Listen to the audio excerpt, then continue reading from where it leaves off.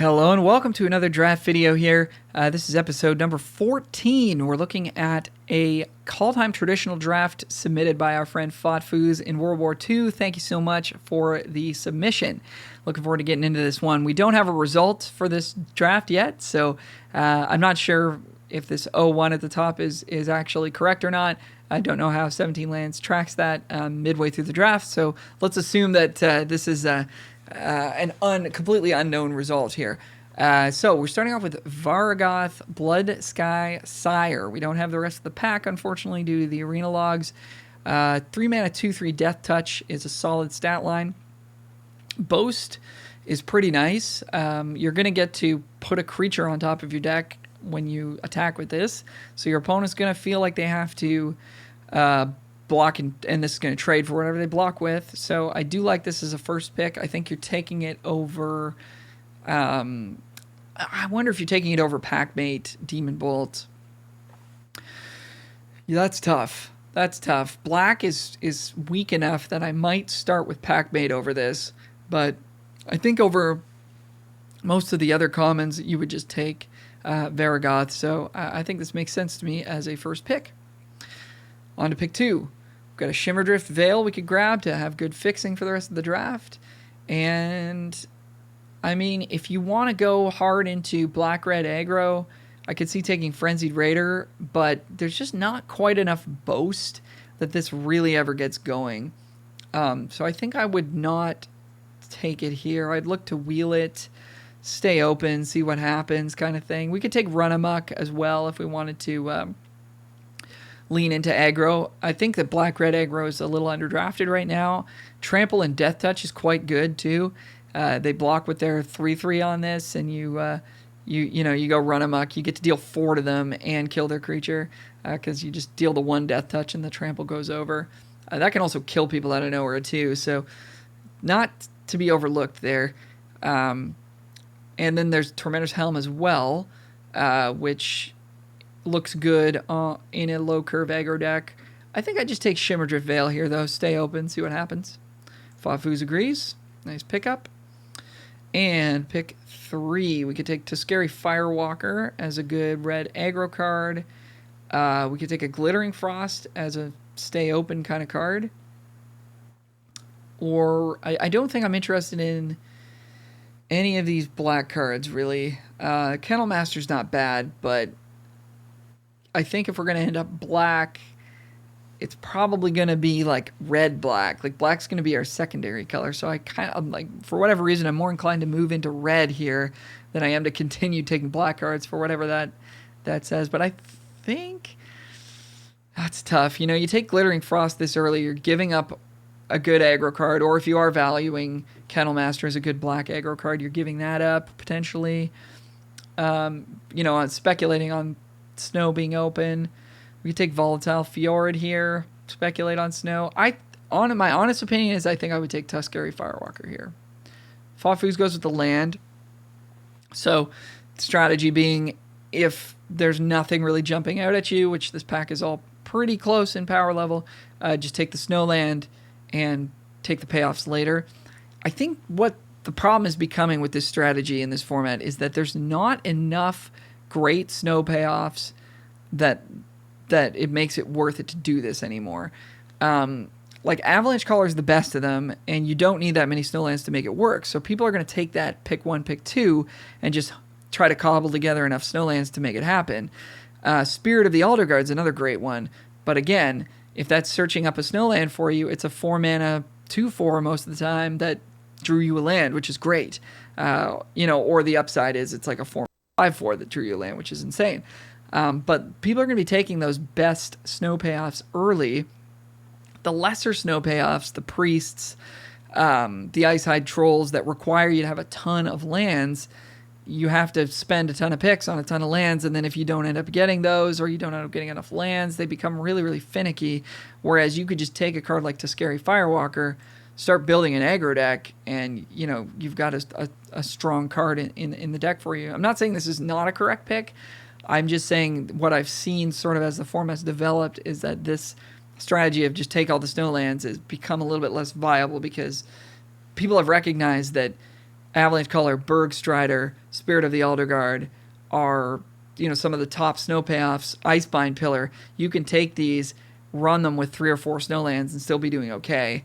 So you're not going to see them in pack 3 like you used to.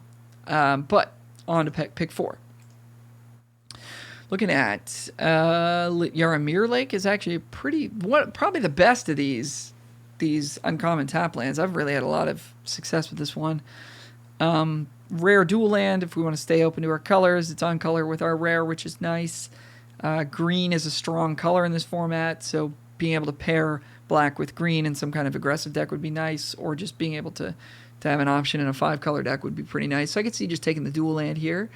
Could also see taking maybe like Immersturm Raider or Craven Hulk and leaning into a bit more of an aggro deck. Mistwalker, I don't know if it fits quite yet. But I could see taking it and maybe becoming blue-red or, blue-green with some splashes. Mistwalker is always going to be a solid one for you. This is a pretty tough pick. I mean, if we had taken Tuscary Firewalker last pick, we'd have a couple 3-drops. We could just take Immersturm Raider and start trying to play aggro. Maybe see if that Run-Amok comes back around. That could be a direction. Doesn't feel like a super powerful spot to be in, though. So I think all told, I'd just take the dual land and see what the draft presents to us. FoughtFoos agrees. All right, and on to the next here. We could take a Snow Swamp. It's technically on color with our rare, but if we're going to end up 5-color snow, I don't believe that black is one of the main reasons to be there. I think the green and blue cards and the red cards to a lesser extent are what you're going to want your sort of your untapped non-dual lands to be producing. That being said, this pack is pretty weak, so what else would we even take? Way Down, maybe, but probably not over the land. We don't really have any indications that we're going to have stuff in the graveyard to remove to it just yet. So I think I'm okay just taking Snow Covered Swamp here. That's what FoughtFoos does. So I think I'm right there with you, Foos, on most of these. Most of these picks. All right, and next pack. Wow, pick 6 Glimpse the Cosmos is pretty interesting. So we have a Fjord, we have a Shimmerdrift Veil, which means we could be base blue, and try to pick up some Giants or some Changelings and sort of make it happen. Glimpse is super, super powerful when you do that. Seeing Glimpse and Inga this late makes me think that blue's available. Seeing Masked Vandal this late is also a pretty attractive pickup. Or we take Glittering Frost, give ourselves the 5-color mana base, and just take whatever we see in pack 2 and pack 3. That's a reasonable lane to me as well. So this is a pretty tricky one.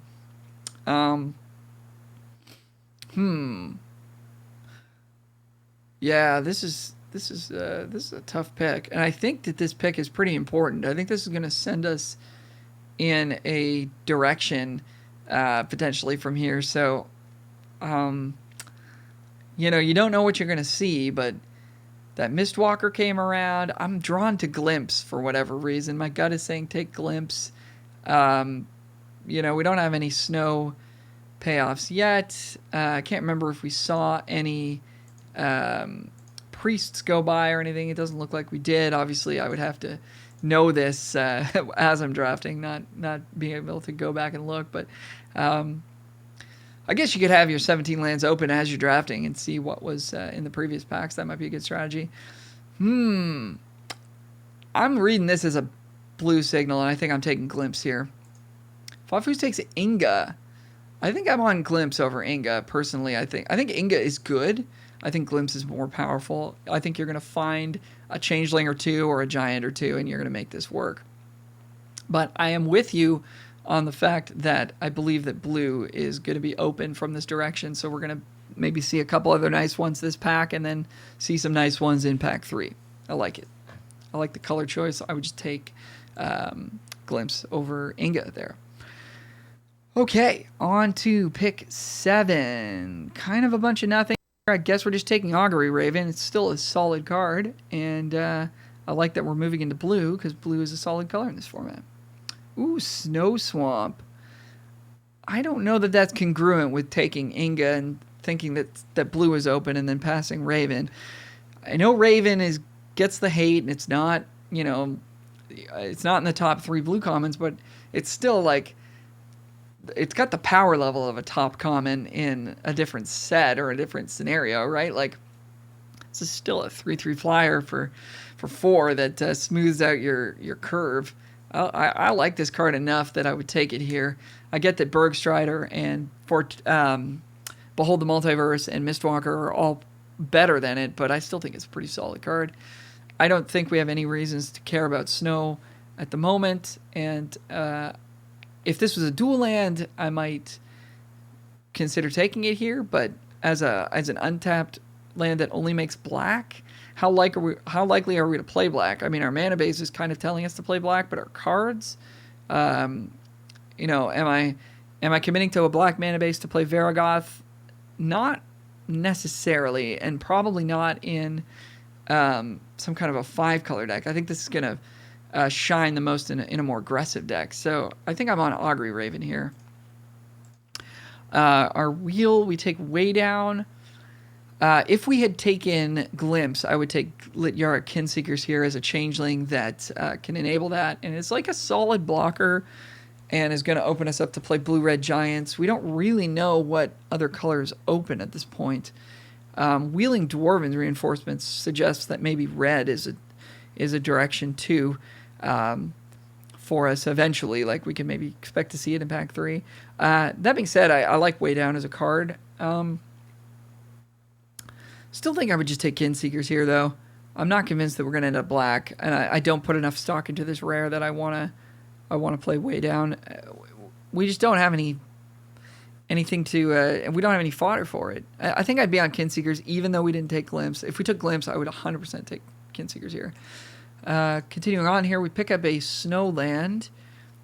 Yeah, kind of a bunch of nothing. I mean, and so here's, again, what I'm going to say, like, spending all these early picks on Snowlands, like, there's a real possibility that we could have been red-black aggro here. If we take it Firewalker, we saw Dwarven Reinforcements, wheeling this Tormentor's Helm would have been pretty nice for that deck.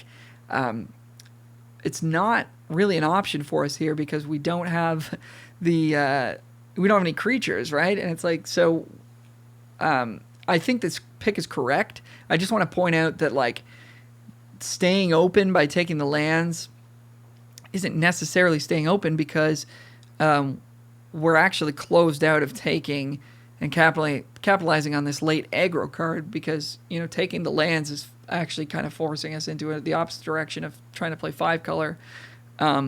So we actually end up at a spot where, like, we're not necessarily maximizing Varragoth Way Down, because we're probably not going to be trading off creatures early, and, don't get to take this Tormentor's Helm. So I just want to point that out. I do agree with this pick, but I think it's interesting to look at that.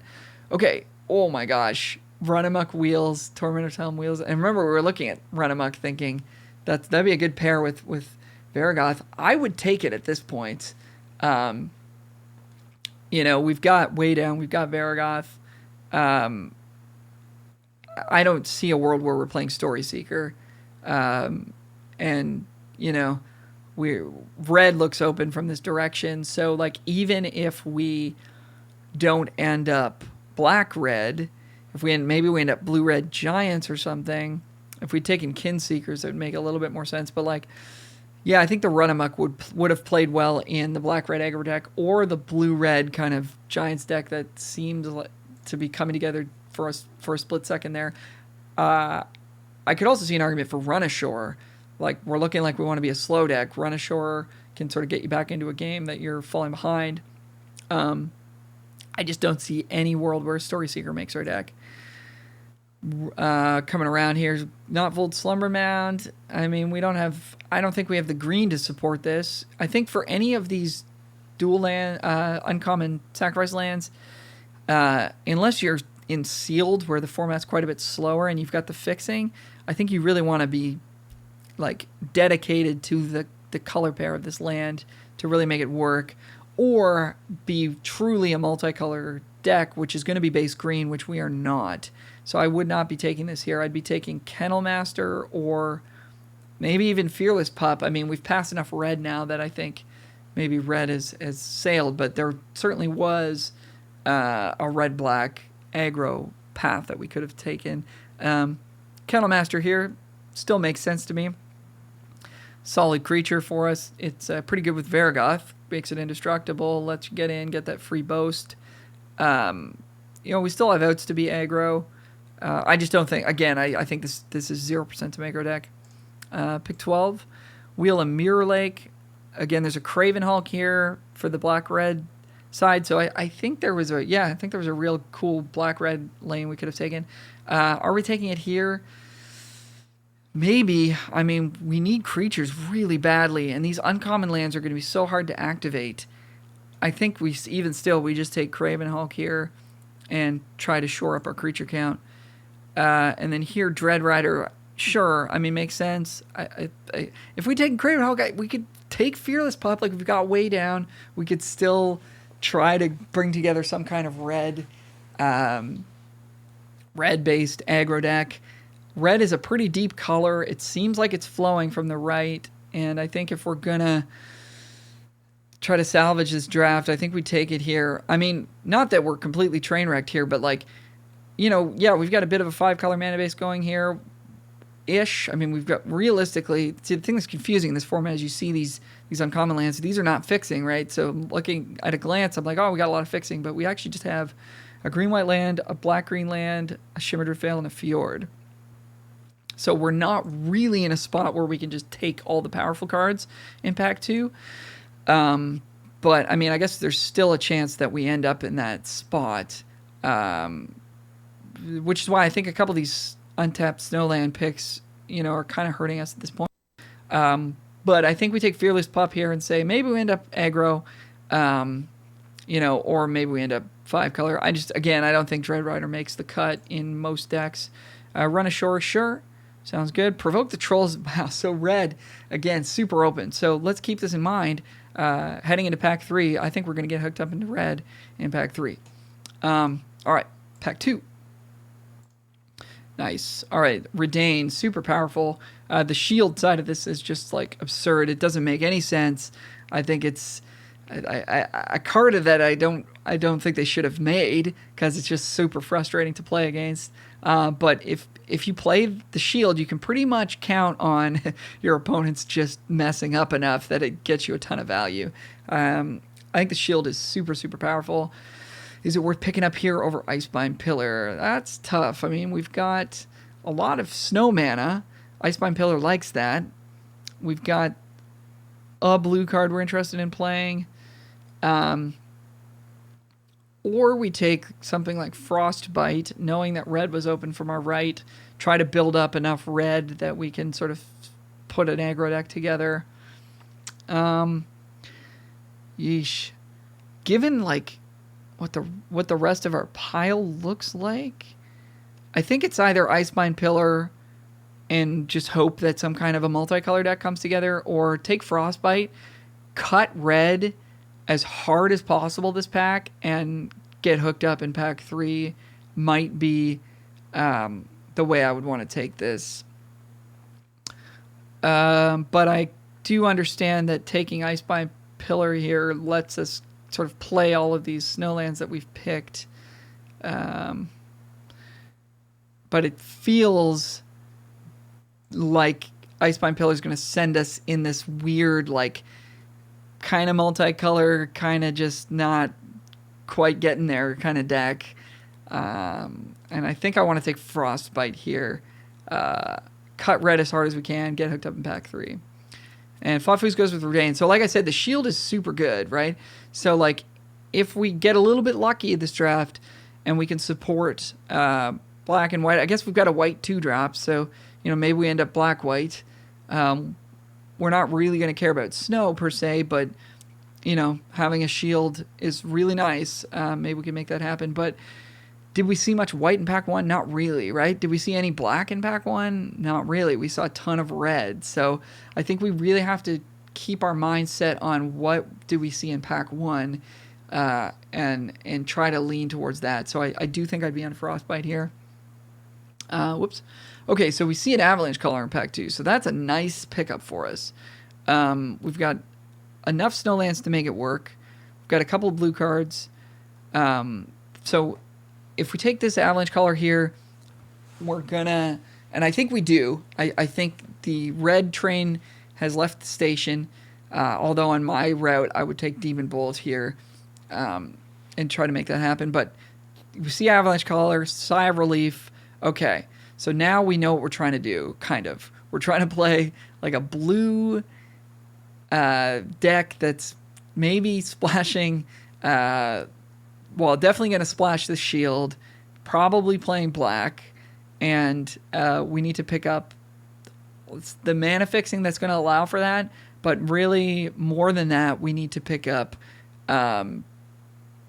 playable cards, like Mistwalkers, and things like that to just sort of have enough cards to sort of get to the point where we could play Avalanche Color and take over the game. So that pick makes sense to me.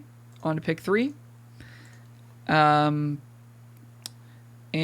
so here's a great example of this. Let's just grab Elite Yara Kinseekers, have a solid blocker. We need creatures very badly, and this card will, just help us stay in the game until the Avalanche Color gets us there.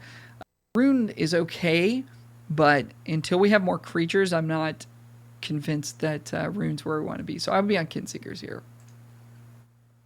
So FoughtFoos takes a mountain here, Snow Mountain. So I think we have enough lands to make Avalanche Color work. I think we've got 1, 2, 3, 4, 5. I think we've got 5 snow lands already to make Color work, which is enough. And if we see a nice blue-black duel or blue-white duel or blue-green duel, like a good dual land snow land, then I'm willing to maybe take that. But taking an untapped land, we have no red cards that we really want to play. Trolls is not really a card that we're looking to play. We're not base red. I think we just take Kinseekers here as a solid playable in the deck. On to pick 4. And again, let's grab solid playables. Like we're the alarm bells were going off for me in late in pack 1 here. It's like, let's make sure we have enough cards to like make a deck that's gonna do stuff, right? So I would take Raven here, I think. Certainly over Snowfield Sinkhole. Well, maybe not certainly. That lets us play Redain. Story Seeker's not going to be at its best in this deck, but maybe we need to rock it. Let's just play Varagoth. Let's just play Way Down. Still think we just need creatures. There's also a Binding the Old Gods, but our fixing is a little bit tricky right now. I don't know that we can make that work. I think we just take I think we have to take Raven here, and I realize that that's not an optimal card. We would much rather be taking Binding, but I feel like we're in a spot where we kind of have to take the more medium card just to sort of have enough creatures in our deck. So that's what I would take. So Binding, that does make sense to me in terms of just take the most powerful card, hope the fixing pans out. I just don't know if the fixing's going to pan out. We've just got the one Veil. We're kind of wanting to be base blue, I think. Maybe we're base blue-black and we're splashing green, I guess. Yeah, that makes sense to me. All right, well, we'll see. I think this is a good card, so I hope it does work out that we can cast it reliably. All right, Snow Forest. Oh, boy. Struggle, Glittering Frost, Black-Red Pathway. So this is pretty interesting. I'm quite interested in taking this Glittering Frost because I think that's going to tie together everything that we've got going on. It's going to let us sort of cast all of our spells. It's going to let us play Binding. We've got a black-green duel. It might even let us activate Mirror Lake or something. I think picking up Glittering Frost here could really tie together what we've got happening. We'd have to lean towards green a little bit more in terms of the base color, which green is not very open this draft. But if we can sort of cobble together enough green cards to make Frost castable, all of a sudden that unlocks all these other picks and sort of ties everything together. I'm certainly more interested in Frost than I am in Snow-Covered Forest or Struggle if we're going to take a green card out of this pack. Otherwise, we could look at just taking Elderfang Disciple as a curve piece and just be blue-black splashing white, which does make a certain amount of sense to me as well. Or like blue-black splashing green if we don't end up with the white fixing, which at the moment we don't really have. So I think it's between those two cards. I think I would take Frost here. Interesting. FoughtFoos takes Maya. I'm not sure how you're casting this. Double white. We don't... I guess we got one. I think this is two... what's the word? Adventurous for my blood. I would be taking Frost here to make sure that we can play everything else that we've got going on. Or I'd be taking Disciple to just put together some kind of a blue-black thing. But I do like Maya. I think it's a great card. All right, and pick 6. Well, we've got to look at a Pilfering Hawk, which is a 2-drop when we need 2s. We've got a lot of snow to activate it. There is a Master Scald here, which works with Binding. Again, I'm super concerned with our fixing at the moment, and I think I would just take Pilfering Hawk to make sure that we have playable cards early. This can sort of get us out of Flood or whatever, discard cards that we can't cast, and find our Avalanche Caller. So I like Pilfering Hawk here. FoughtFoos takes Mists, which does make sense. We're a little bit shy on interaction. Don't love Mists as a card. I feel like we could wheel it as well for whatever that's worth. So I'd be on Pilfering Hawk here. All right, pick 7. So looks like somebody else has moved into red at this point, which kind of makes some sense to me. But for us, this pack's pretty tough. I guess it's not Vold Recluse, just to have a creature that can block. It's really the only playable card here. So yeah, I think we just take not Vold Recluse. I guess we could take Draugr Thought Thief actually as a curve piece, just to have something to play on turn 3. Look at the top card. If it's something you can't cast, put it on the bottom and move on. That might be the safer play at this point because it doesn't look like base green is necessarily going to be what we're trying to do. The only color I'm sure that we're playing is blue. So yeah, maybe I would just take Draugr Thought Thief here. FoughtFoos goes with Herald. So, I mean, I don't think we have any elves, right? We've got Binding. I think we're literally on 0 elves here. So I think I would just take the 3/2 that we know we can cast reliably. I guess this takes warriors too. Okay, do we have a warrior? Oh, we have Maya, but it goes to hand, not into play, so we still have to be able to cast it. I think I'd just be on Draugr Thought Thief here as like, let's take a card we can cast. Now there is a school of thought. It's like if we're taking cards like Draugr Thought Thief and that Augury Raven from earlier in the pack, it's like we're building a deck that's not going to be great, right? Whereas if we pick these high upside cards, maybe we get lucky. You know, if we train wreck, we train wreck. But if we get lucky and end up with a sweet deck, then that's great too, right? So it also depends on your appetite for risk. But I think for where I'm at, I'd be just taking a card that's going to be functional in the deck here. I would take Thought Thief. Pick 8. Wow. Okay. So pick 8, Herald unites the elves. I mean, I guess we just go for it, right?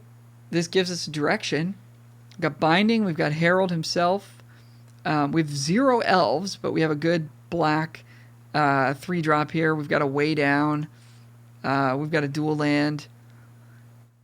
Just take... I hope we see some elves. Just take every card that says elf and go for it. Aside from that, we could take a Mists. We have nothing to support Vega. I mean, this deck to me right now just looks like we're in big trouble. So I would take the gambit on taking this rare, take everything that says elf. If we can splash Avalanche Caller, we will. And that's what I would do. I think the power level is there between these last handful of picks we've taken. Oh, wow. And FoughtFoos goes for the Sinkhole. This helps with Maya, for sure. It just doesn't feel like a 5-color pile to me. I think we need to be base green to make that work. I would take the rare, man. I would just go for it. All right, and rounding out this pack, had we taken the rare, we would just slam Guardian Gladewalker here or Jasper Sentinel, potentially. Even still, I guess we could take Icehide Troll. We have a lot of snow lands. We're not for sure base green, but we have a lot of snow lands, so I think Icehide Troll makes sense here. That's what FoughtFoos goes for. But we are light on 2-drops, and that is something to be keeping in mind. And then here we'll pick up a Rune of Flight, I would assume.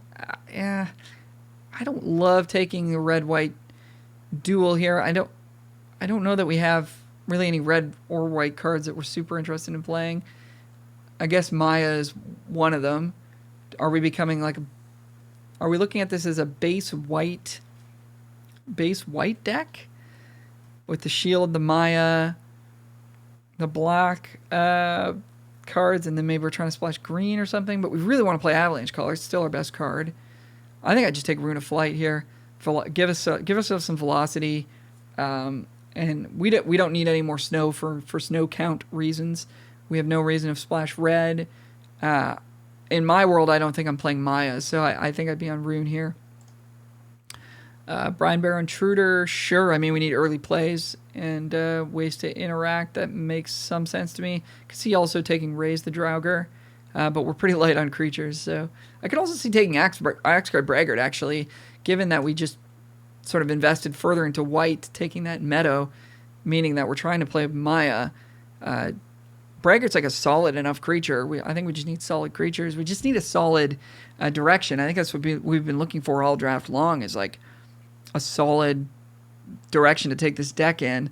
And as the picks go by, we're feeling more and more spread out in all these different potential directions, and it feels like we're in trouble here. So I'm still looking for direction. I might just take Braggart and say, all right, we're white-green mid-range, maybe splashing this Binding or splashing Avalanche Caller. But tough draft, and we're seeing what makes it so difficult sometimes. I like Guardian Gladewalker here to support Maya, supports some of these other green cards we've got, if we want to become more base green. I don't find Withercrown to be a playable card at all. And we already have Mists, which is kind of the same thing. So I would take Gladewalker here to have a 2-drop and move into green. Nice Elderleaf Mentor here that works with Herald. So yeah, I like taking that. And Roots of Wisdom. This is kind of a Roots of Wisdom deck, isn't it? We might just need to cycle, right? And I think that makes sense to me to take that here. Yeah. Another Roots. All right, pack 3. All right. Oh, sorry. I left this thing on. Svella. That's a nice thing to open. Do we have the mana base for it? Kind of. We don't have any green-red dual lands, but we do have some green and red multicolor lands that we would be interested in playing. Pretty... At this point, are we interested in Rimewood Falls? I'm not sure. Still really want to play Avalanche Caller. Still want to play green, I think, too. So I could see taking Rimewood Falls. I could see taking Packmate as just like a card that we're for sure going to be able to cast and comes down on curve and draws us cards. We're going to need to draw cards with this deck to make sure that we hit our colors and to get us out of... I feel like this deck is going to mulligan a fair bit, so having ways to catch back up on that. I do think Svella is super powerful. I think I would take Serulf's Packmate in this particular spot just because we're in a situation where we're kind of fighting for playables and our mana is feeling pretty stretched. But I do like Svella. If we pick up one green-red duel, we can definitely rock it. So nice card to pick up for sure. I mean, here it feels like we just have to take Shimmer Fail, right? We're pure 5 color at this point, so let's lock in a fixing piece. And this is a nice card to see here. Can make things come together for us. Oh man, I would be on the Veil here. I like Dwarven Hammer a lot, but I would really be on the Veil with the multicolor stuff we've got going on.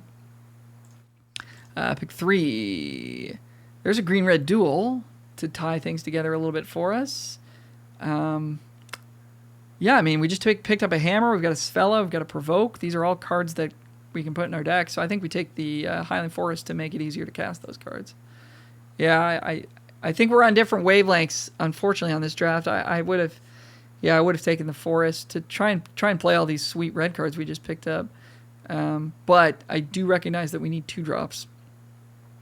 But I think we're just bobbing and weaving a little bit too much from, direction to direction.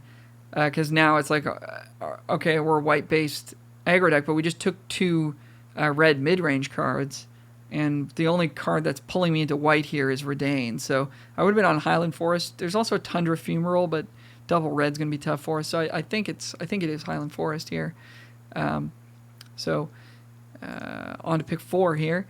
Yeah, Frostbite's a nice pickup. So here we are getting red shipped to us again in pack 3, which is what we thought might happen. Still not too late. We could pick it up. We've got a nice little core of red cards here. What else could we grab out of this pack? Rune of Flight makes some amount of sense to me. We could just take another Story Seeker and keep up, keep our creature count high. We could take a Draugur's Helm, but it's a bit on the expensive side. I don't mind Priest here. We've got a lot of snowlands to power that up, and that could just sort of do some work for us as we work towards our binding and some of our top end. And I think we want to play Sfella, so we want to prolong the game as much as possible. We want to be able to play all of our good cards, right? Redain, Binding, Avalanche Colors, Sfella, maybe Maya if we can support with the mana. So yeah, I think actually we just take Priest here to give ourselves a chance to sort of get into the game and develop our mana base and stuff like that. Icehide Troll, yeah. Yeah, I mean, it's a creature, and we do have a lot of snow support for it. I'll admit I didn't really see it in the pack. I'm not as fond of it as I know some people are. But yeah, that makes sense to me. It blocks, it attacks. But I still think we need 2-drops. But I can respect that pick, yeah. Ooh, boy, yeah, nice Boreal Outrider here. I think we just slam that. Early play. We got a lot of snow to support it. Kind of just nothing else in this pack. Yep, nice pickup. And we do have a lot of snow mana. Maybe this is a Hailstorm Valkyrie deck. How much snow mana do we have? 1, 2, 3, 4, 5, 6, 7. I mean, some of these we may no longer be interested in playing, but I still think we do want to play red. I still think we're going to see some red cards in this pack that we could rock. So, could be a Hailstorm Valkyrie. Bit awkward of a card, though. Still might just play Rune of Flight here. Giving your Icehide Troll flying is pretty nice. Drawing a card is pretty nice. And I mean, this card, things have to come together pretty nicely for it to really work out. You have to play it in a spot where you're not super far behind, and then you have to have a lot of snow mana and nowhere else to put it to make this super good. So I think I'd take Rune here. Raven's Warning. I think Raven's Warning is pretty medium. It's hard to cast. It makes a 1/1. It's kind of like a very slow Cloud Kinseer. I do like the 3rd chapter, though. Picking up a Master Scald out of your sideboard and then rebuying that is pretty nice. Again, I just feel like our mana base is really stretched here, and we want to figure out what our base 2 colors are going to be, and I think Rune of Flight gives us a chance to maybe make that blue-green, splashing black, splashing white, for example, or blue-green splashing red and maybe splashing black. So I would just take a solid 2-drop, solid 2-color card here. Okay, pick 7. Horizon Seeker fits okay. We have a lot of 3s, but this will help us fix, which is nice. Guardian Gladewalker is a 2-drop's not bad either. I think it'd be between those two.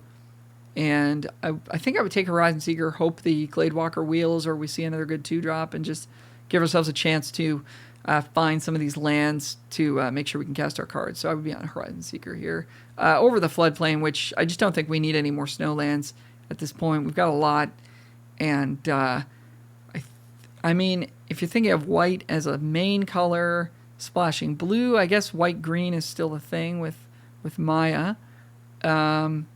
Yeah, splashing blue kind of makes sense, but I think we just need creatures. And even if you are thinking white-green, this can find an island to splash our blue stuff. So I think I like Horizon Seeker here a little bit more than the dual land. All right, and last pick of this pack, we can either take an Elderleaf Mentor or another Rune of Flight. Feels like we just need Rune of Flight. I mean, we've got... putting Rune of Flight on Story Seeker's not bad. But maybe we're not blue enough to want it. Maybe we just take Elderleaf Mentor, but I just want something to play on turn 2, I think. I could still see this deck being blue-green, kind of splashing white, and black, and red. Tough pick. I think, yeah, maybe the safest pick is just the Elderleaf Mentor. Yep, and that's what FoughtFoos did. All right, rounding out this draft, Wheel of Pack-Made. Oh, my goodness. Yep, thank you very much. We'll take that. I like Gladewalker as a 2-drop here. And, yeah, I guess we could take Port. I could see taking Carful Harbinger. We don't have a lot of Foretell, but just as a 2-drop could make some sense to me. Port of Carful, like, I don't know if we're going to be heavy black enough that we're going to be reliably activating it. But not a huge pick there. Recluse is decent. Yeah, we need 3 drops. We need good blockers. Frostpeak Yeti could be a way to cheese out some wins as well. We've got a lot of snow to activate it, but I like Recluse there. I like Scald a lot. That's really good. We can run it in the sideboard if we're going to play Raven's Warning. And I like Coma's Faithful. Yeah, that makes sense to me. And Destiny, I don't think we're going to play. Okay, so that was a tough draft to navigate. I think there was a real window to become red-black aggro early on. I think red was super open in Pack 1 and Pack 3, and to some extent in Pack 2 as well. So I think the deck for this seat would have been a red-based aggro deck. And then past that, I think when we're looking at the 5-color deck, I think we need to value snowlands a little bit lower, the ones that don't make multiple colors of mana, I should say, because if we look at how this build turns out, we're playing 2 snow-covered swamps. It's like we're barely playing any black cards. Like Wither Crown, I would play way down over Wither Crown, first of all.